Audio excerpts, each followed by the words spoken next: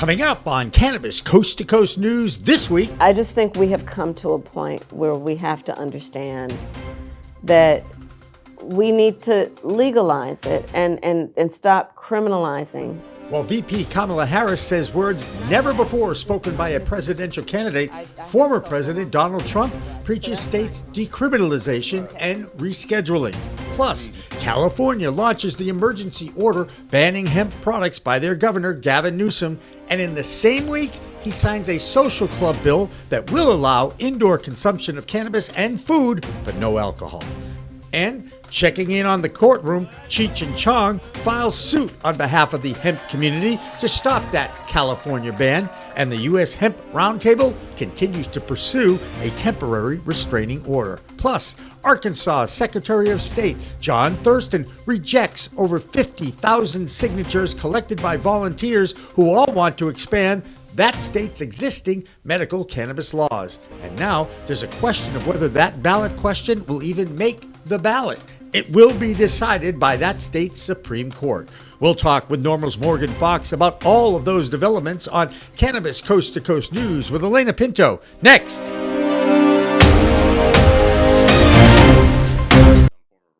Hi, everyone. Welcome to another edition of Cannabis Coast to Coast News, Pro Cannabis Media's weekly roundup of the news from the cannabis industry. I'm Alaina Pinto. Before we get to the news from the past week, a reminder to download the free PCMTV app from the App Store or Google Play. The QR code is displayed on the screen, and it takes you right there. Okay, our top story is about the battle for the White House. A few weeks ago, we paved the way for this issue by asking which candidate would be best for the industry. Now there is a clear choice, and once again, it will be up to the voters to decide whether they want former President Trump, who is for allowing states to make their own rules and for federal rescheduling and decriminalization, or Vice President Kamala Harris, who now wants full legalization. And she said that on a podcast called All the Smoke, hosted by two former Golden State Warriors, and she came out for full legalization. All right, so we're running short on time. Okay. We're going to finish up with quick hitters. First thing to come to mind, let us know. Oh, cannabis? What are your views on cannabis?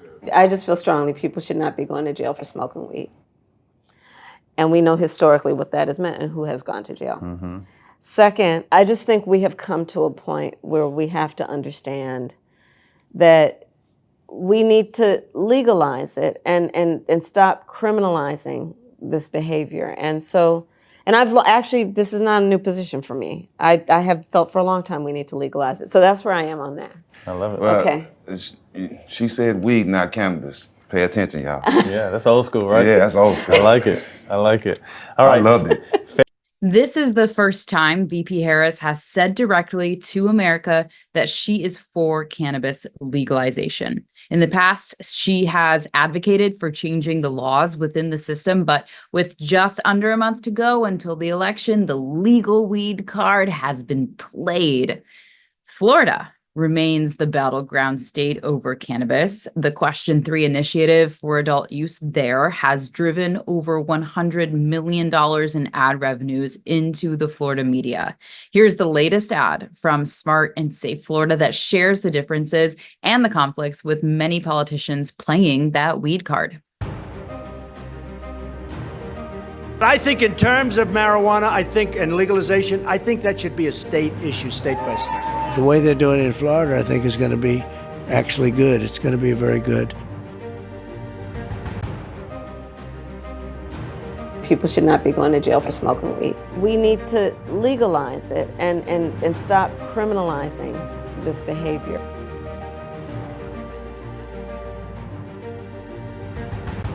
Be a state's issue. States should make these decisions. Second, I don't want anybody going to prison for smoking a joint. People who are 18, 19, 20 years old who had a conviction around cannabis, who have lived exemplary lives and were simply trying to be licensed in, whether it be a nurse or a teacher, a police officer. They were trying to do these things, and that was keeping them from being able to do that.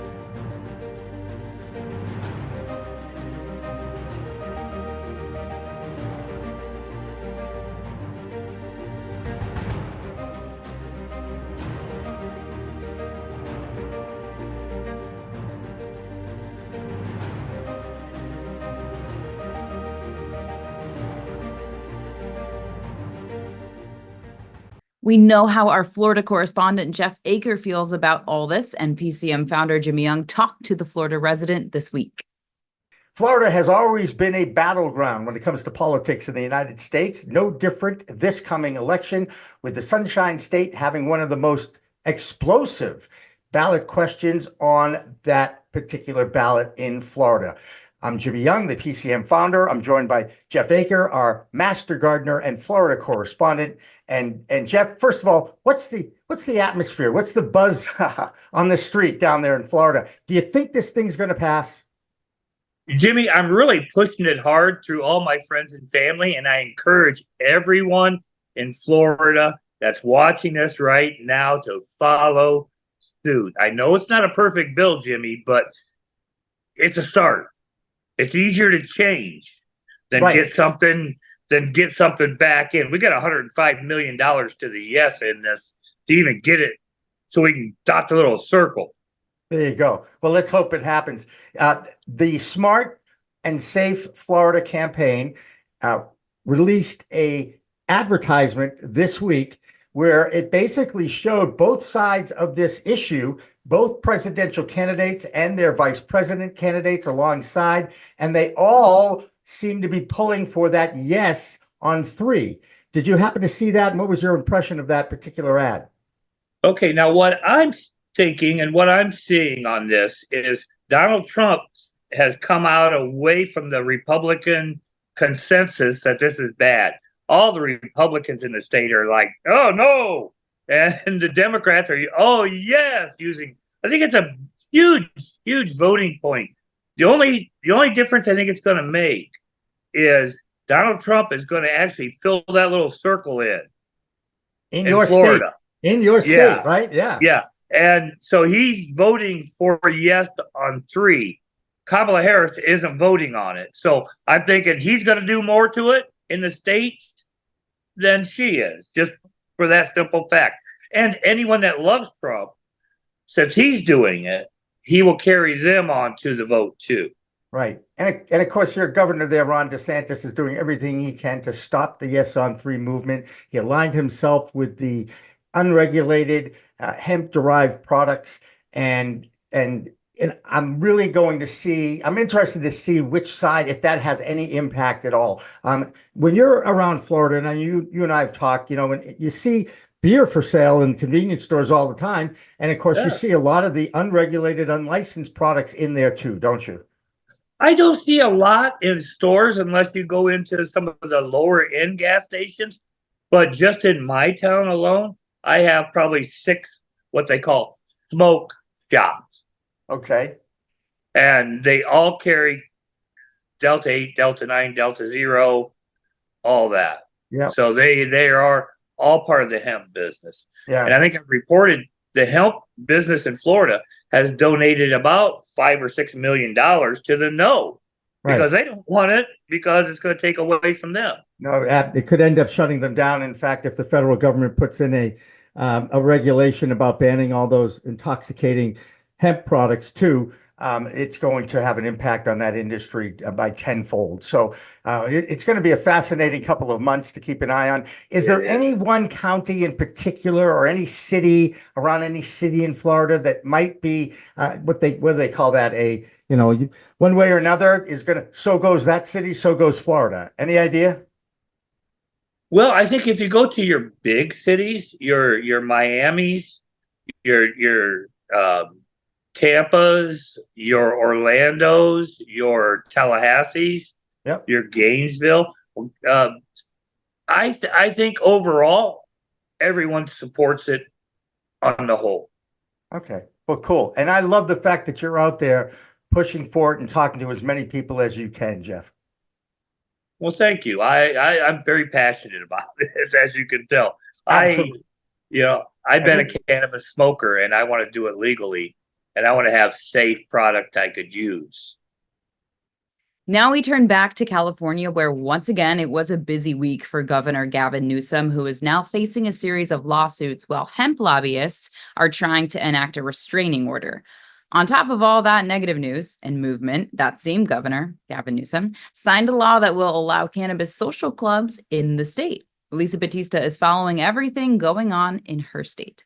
Comes to all things in California, we are so happy to have Lisa Battista on our side to kind of take a look at what's happening in her state. Lisa, a lot of crazy things going on in your state. I thought your editorial last week was perfect, and especially when you talked about the governor's emergency ban and the fact that now young people, kids who rely on CBD-derived products can't get their medicine. That, to me, should take the judge and allow that temporary restraining order to stand. But you tell me, what has been the reaction amongst your people out there in the beautiful state, the golden state of California?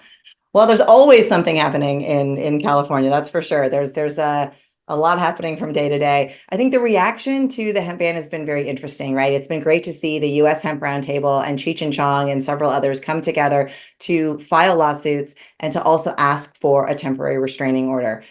What's nice is they're the companies. You take a Cheech and Chong, they're such a big brand and they have the funds to be able to fight the fight on behalf of all of the small businesses who really don't have it to fight for ourselves. I think it's also interesting, I'll just say from the risk perspective, right? Cheech and Chong, the brand is going to be there no matter what. And they, again, can take a little bit of risk from my perspective in fighting against the ban. Small businesses, small manufacturers like ourselves, we run a lot of risk. If we bump into those rules, if we get shut down, it's not just our business, it's all of the brands that we support. So it's just really weighing out those risk factors. And that's what I think is happening across the board. I'm hearing about many manufacturers who are looking out of state, just like we are. They have every intent to move. I hear plenty of others that are just going to run business as usual because they really don't think there's going to be much enforcement. It's debatable on if this is a, political stunt, might be a strong word, but are they really going to enforce it or are they not? It just continues to be a little crazy every day. And the world of politics and law enforcement and lawmakers, it keeps us all with our opinions and our mouths and conversations going. And let's say the next week, after he put in his emergency order, Governor Newsom decides that he will be friends with the cannabis community and open up cafes. So they're going to they're actually going to have food and beverage, non-alcoholic, at these cannabis social cafes. Yes. And that's been how many years you've been waiting for that? Just out of curiosity. Many. Okay. Good answer. Because in Massachusetts, they're having public comment periods still 6 years after the voters put it in place. And all the regulators, 2 sets of regulators, can't figure out how to do this. And again, drives me crazy, but everything drives me crazy. So as a California resident, you're actually excited about that, aren't you? Oh, I think again, this is a great example of something that makes common sense. If you're going to be able to, the fact that you can offer food in a consumption lounge, novel idea. Why wouldn't you be able to offer food, right? That seems very logical and again, common sense. So this is a great example of something that is a common sense regulation, a common sense law that's going into effect that's really going to help to support and normalize the industry. It's just is an interesting counterbalance to the things that are not common sense, but definitely excited about it. It's a long time coming and it's going to be interesting to see what establishments can do with that, right? Next up, Joe Parsons in Virginia, where the medical market continues its steady growth, and Joe continues to find interesting people who have stories to tell. I'm Joe Parsons with the Virginia Cannabis Connection, and this is the Virginia Cannabis Report on Cannabis Coast to Coast News. Pro Cannabis Media wants to hear from you. We want to hear your cannabis story. So ever since we started this new campaign, I reached out on my social media to have people tell me what their cannabis story is. Lori, I want to say thank you very much for sharing your cannabis story and how you survived cancer. That is super awesome. So in what way for you has cannabis, since you have been in remission since 2022, made a positive impact in your life? It just overall brings my pain down. I go through an enormous amount of pain day in and day out because my cancer did crush a sciatic nerve that leads down my right leg. So a lot of things that normal people can do, I cannot. And I experience pain that is unimaginable. And this helps me to bring that level down just a little bit more. And I tell people, please don't ever stop fighting for your beliefs. I struggled with wanting to do cannabis for quite some time. I struggled with it, and until I talked with, I talked with my kids, believe it or not. My kids are adult kids. I'm about to be a grandma. Congratulations. Now, so you're saying that cannabis has definitely made a positive impact on your life, correct? Yes. Without it, would you recommend it for anyone else that is going through a similar ordeal such as yourself? Absolutely. I mean, if you are struggling to accept, can I do this? Should I do this? Please try.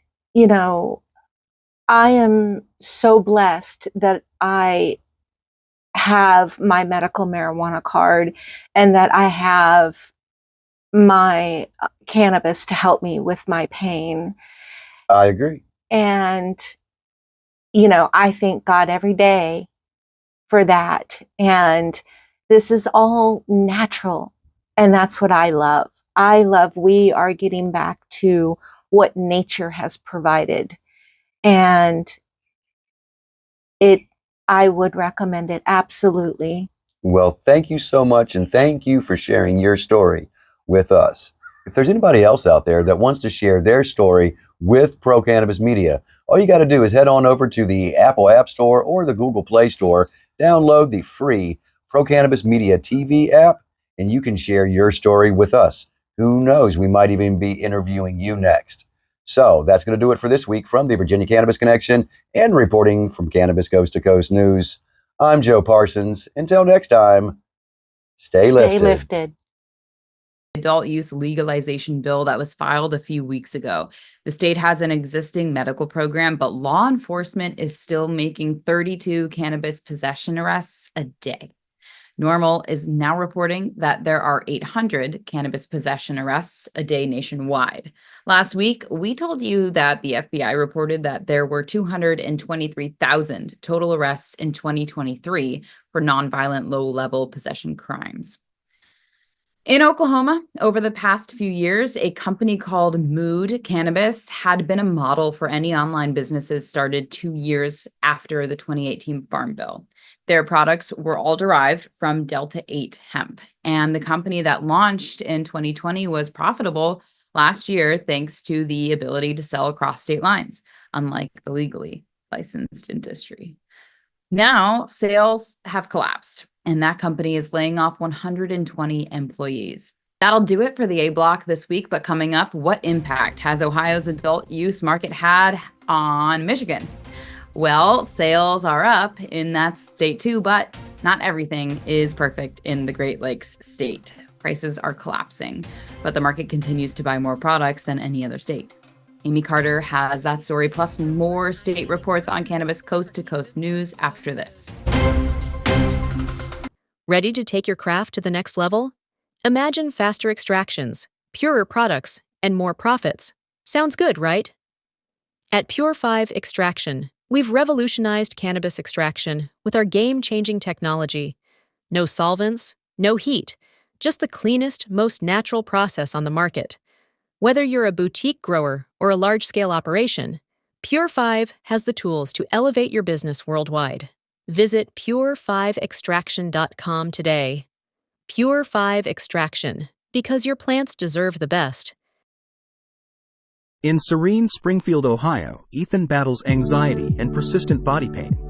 Seeking relief, he turns to Yellow Labs Calm THC Cream, offering tranquility via delivery technology. Massaging in the cream, Ethan feels waves of peace and serenity, easing his anxiety and tension. Empowered by the remarkable relief, he sets out on a journey towards healing and renewal. Drawn to Yellow Labs' transformative offerings, the Calm THC Cream becomes a beacon of comfort, soothing both his physical and emotional pain.